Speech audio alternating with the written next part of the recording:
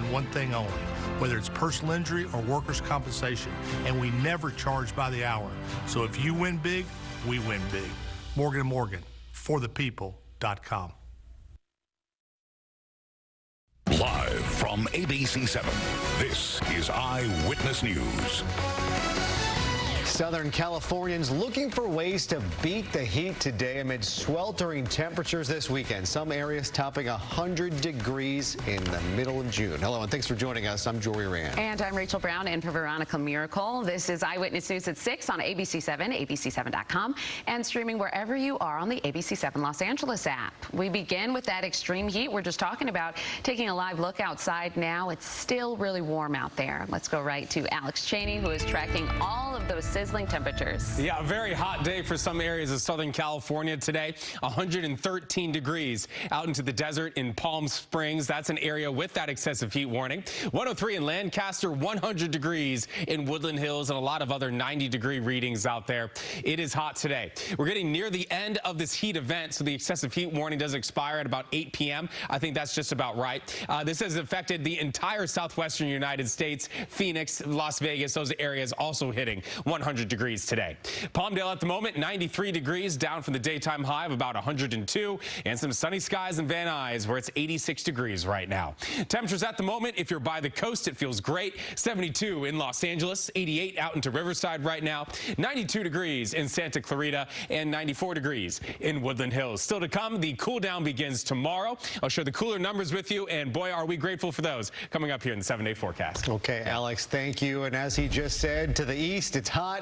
Towards the coast, it's nice and cool, so many inland communities saw families head to the water today. This is how things looked in Newport Beach, where locals say they are used to the influx of visitors on hot days like today. It gets really nice. It gets sunny. It gets warm for us, which might be in the 80s, but it's definitely a lot cooler than north of the 55. If your plans do include a trip to the beach, lifeguards advise using caution in the water and to pay attention to ocean currents. You can follow the latest on this extreme heat wave with our free ABC 7 Los Angeles app. You can download it right now to your phone or tablet. The recent string of mass shootings has tens of thousands of people taking part today in March for Our Lives rallies across the country, including right here in L.A. Yeah, it's the second one we've seen since 2018. Speakers today calling out politicians who they say are blocking reasonable gun control legislation. Eyewitness News reporter Amy Powell is live in downtown L.A. with more on today's rally. Amy. Jory and Rachel, we've got another event underway here at City Hall right now, but this has been a day of action. People here in Southern California and across the nation upset about gun violence, sending a message to lawmakers saying something has to change. A peaceful but determined group of demonstrators, hundreds taking part in March for Our Lives in downtown Los Angeles. Organizers demanding that lawmakers take action to prevent gun violence. We have more guns than we have people in this country. And it's increasingly easy to get your hands on more. And the common sense solutions are simple, and yet politicians can't seem to get anything done. The march and rally coming after a recent series of deadly shootings, including the massacre at an elementary school in Uvalde, Texas. Several teenagers and young adults joining activists and community members for the march. Some in the crowd are relatives of victims of gun violence.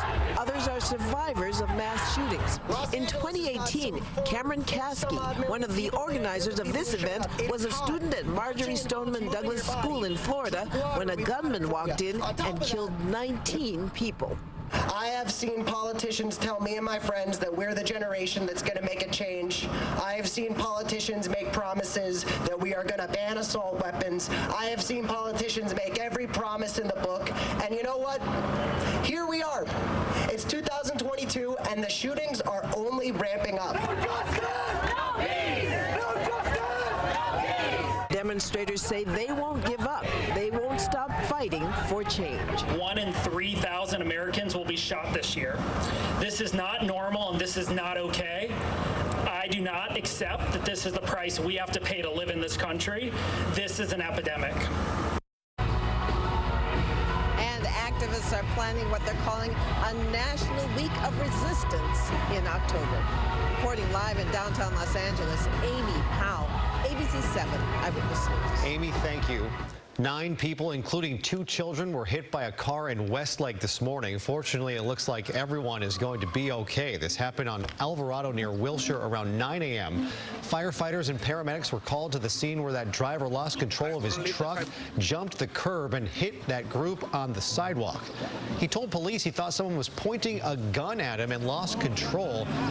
Several people have been shot at on local streets in recent months. 6 of those victims and the driver were taken to a hospital to be evaluated.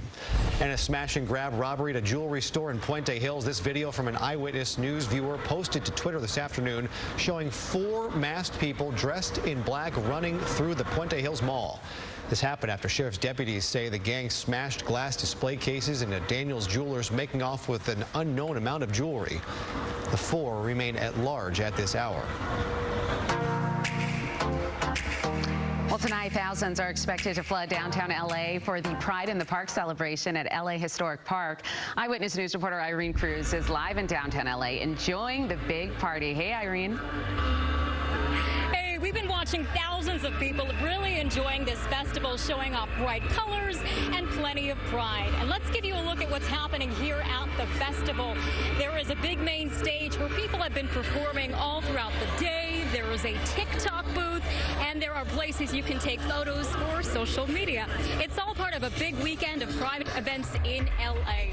The big headliner tonight is Grammy-winning artist Christina Aguilera, who performs at 9:45. You'll find 2 stages, vendors, booths, carnival attractions, food, drinks. There is a beer garden on the grounds.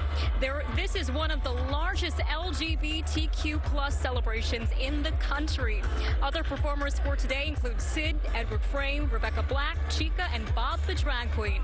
Again, we are here at the LA State Historic Park, where it can hold up to 25,000 people. And we checked in with a few folks to see how they're enjoying today and what this event means to them. I feel like outside of this festival, people are not as vocal or forward about how they live, and I'm really happy that they feel so comfortable in the way they are here, at least. I feel like since it's the first time me being